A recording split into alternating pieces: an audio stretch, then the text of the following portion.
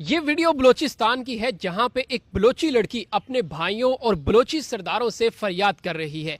फरियाद क्या है? वो सिर्फ ये है कि मुझे कत्ल करने के बाद, मुझे गोली मारने के बाद मेरी लाश की बेहुरमती नहीं करनी।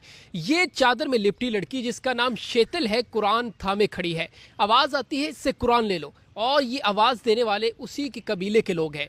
वो कबीले के एक शख्स को कुरान पाक थमा देती है, चादर सीधी करती है और आगे बढ़ जाती है।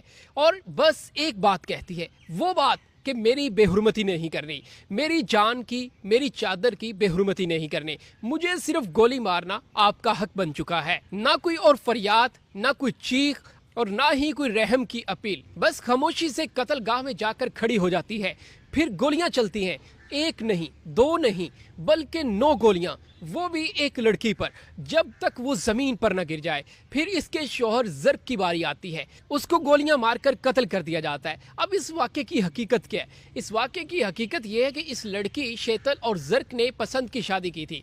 अब सवाल यहाँ पर यह आता है कि उन्होंने पसंद की शादी की, तो बलोचियों को और उनके ख़ानदान वालों को ये किसने हक दिया कि वो उसे कत्ल कर दे? क्या ये हक उन्हें इस्लाम ने दिया या पाकिस्तानी आइन ने दिया? कतई तौर पर ना तो इस्लाम इसकी इजाज़त देता है और ना ही पाकिस्तानी आइन।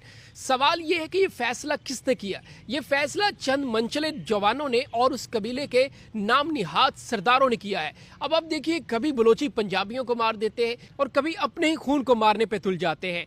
अब इस्लाम का हुक्म इसके बारे में क्या? वो तो ये कहता है कि बेटी की रज़ा के बगैर निकाह नहीं हो सकता।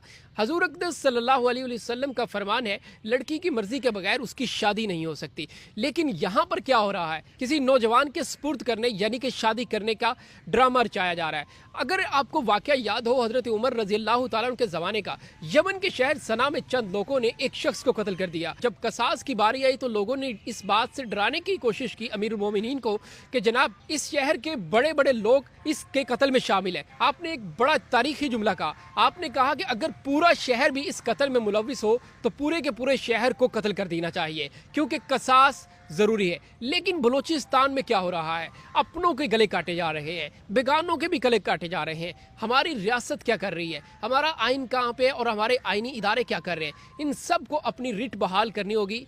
यहाँ पे बलूचिस्तान में लड़कियों की भी इज्जत के लिए और दूसरे जो मेहमान वहाँ पे कारकुन जाते हैं, यानी कि रोज़गार ढूंढने के लिए जाते हैं, उनका ख्याल रखने के लिए भी हमारी हुकूमत को अपनी रिट बहाल करनी होगी। अब देखिए, ना कोई जज है, ना कोई वकील है, वो खुद ही जल्लाद बन के उन्होंने फैसला सुना दिया कि ये 2 लोग जिन्होंने सिर्फ निकाह किया है, उन्हें जीने का हक नहीं।